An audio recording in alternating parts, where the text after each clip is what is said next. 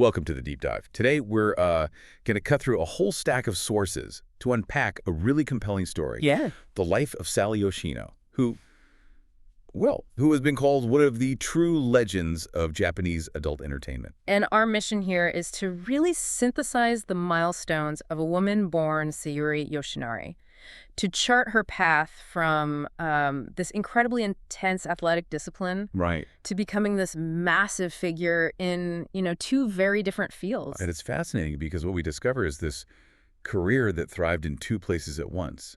As a renowned AV, that's adult video idol, but also as a highly successful striptease dancer. And she often used an alias, Kira Tachibana. Exactly. She was born November 28, 1978 in Tokyo, Okay. and her longevity is remarkable. But the roots of her career, that's arguably the most surprising part of this whole deep dive. You really have to start there with that foundational contradiction. When you look at her early life, it's a path that seems aimed squarely at, classical competitive performance. It's all about control and rigor. Immense control. So let's unpack that highly structured beginning. Her father was involved with the skate team, and Yoshino herself was on the ice figure skating by the age of 3. 3 years old. Yeah. Which is just, it speaks to a profound capacity for hard work, for a schedule. Totally.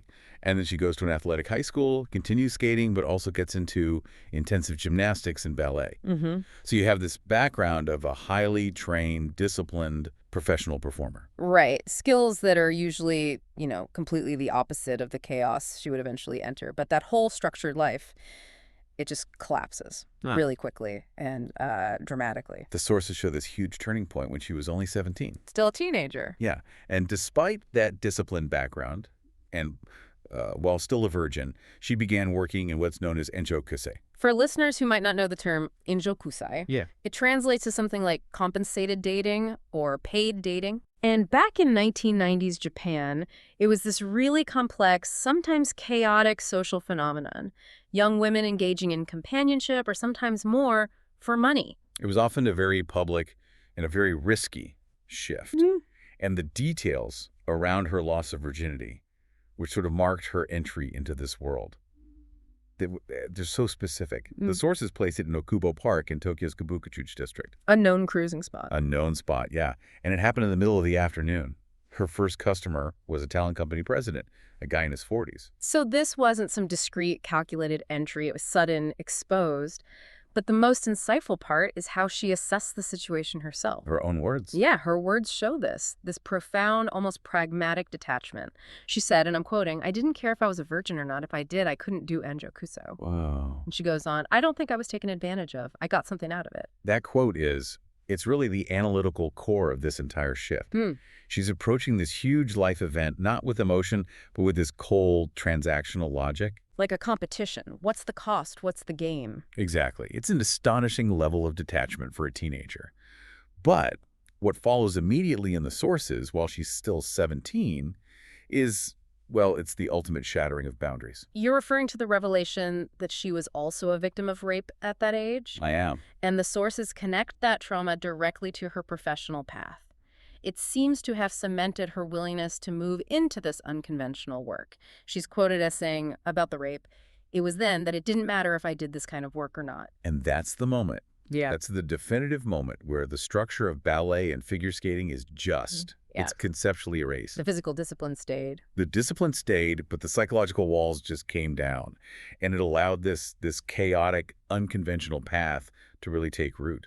Her career officially began almost right after that. He was 18, debuted in the AV field in November 1997 with a release called Younger Than Me. And her early releases, they really tried to capitalize on that raw, new face energy. Like the January 1998 release, Cheeky Girl. Right. It was promoted as featuring Tokyo's new 18-year-old girl. And what's really notable is the production style. It was documentary style. Handheld camera? A handheld camera, exactly. That shaky, raw look. It was all a deliberate effort to sell authenticity, to sell the reality of this new girl. It played right into the market's demands at the time. Absolutely. But it was also a stark contrast to what she was doing elsewhere. Because even with this high-profile AV debut, the video work was, well, it was always secondary. And that brings us to her live performance career. Yeah. In 1998, the same year as those big AV releases, She started striptease dancing. And this is where that background in gymnastics, ballet, figure skating, It found its perfect outlet. it's continuous outlet. I mean, think about the physical demands. Striptease in Japan's venues is highly theatrical. It's demanding choreography. She already had the technique, the stamina, the stage presence. It was a natural fit. Yeah. And this is the core contrast we have to focus on. Yeah. Her high-profile AV career is described as sporadic. So many retirements and comebacks. But her striptease work was continuous. It was her primary professional identity. And the sources capture this preference perfectly. She was incredibly candid about it, saying, quote, "I have been dancing for years. That is more fun." More fun. Everyone seems to hate stripping. Girls nowadays quit right away. I never thought of quitting. That is just... It's a powerful indictment of the AV world, isn't it? Yeah. Compared to the live stage. You have an AV legend who found the work that made her famous to be less engaging. And the work that so many other performers hated, the daily grind of live stripping, that was the work she genuinely enjoyed. It says a lot about artistic control. The live stage gives you immediate feedback, a chance for real expression through movement. The video work it's fragmented, repetitive, heavily controlled by a studio. For a trained performer, it's just no contest. The live stage offered more professional satisfaction. But that preferred career path wasn't stable either. There were some intense legal challenges. We have to get into the incident where her stripping actually led to an arrest. Yeah, this happened after a special birthday performance. And critically, it had been advertised all over the internet. Which brought in a demographic that, well, that shouldn't have been there. Underage patrons. The sources say the mother of a junior high school student saw the performance, she complained to the police, and Yoshino was arrested for public indecency. It just shows the incredibly thin line these performers have to walk, navigating public visibility, advertising laws, community standards. It forces a professional recalculation. After all the legal trouble, she returns to AV in January 2001 with a self-titled release, Sally Yoshino. So you see that cycle again. When the live stage gets too hot, the recorded medium offers a safe harbor, or at least a stable paycheck. And this return, it wasn't tentative at all. The industry praised it. Reviewers noted her performance was, quote, much more mature and has an atmosphere of a sexy adult woman. They did say her sensual eyes and her panting voice are still the same. Right. So that comeback successfully transitioned her image. It immediately got her cast in the popular female Teacher Hunt series where she played the teacher. A clear signal she was no longer the new 18-year-old girl. She was now the established, sensual adult figure. But, true to form, the cycle continues. By January 2006, sources report she's retired from AV again, working full-time as a striptease dancer. And that retirement lasts less than a year. Which brings us to her second comeback and really one of the most revealing details about the entire AV industry. Okay, this is where the deep dive gets really nuanced. It does. In August 2006, she makes that second comeback with a video from the studio Moody's, and it's titled Initial Performance. The title is so provocative.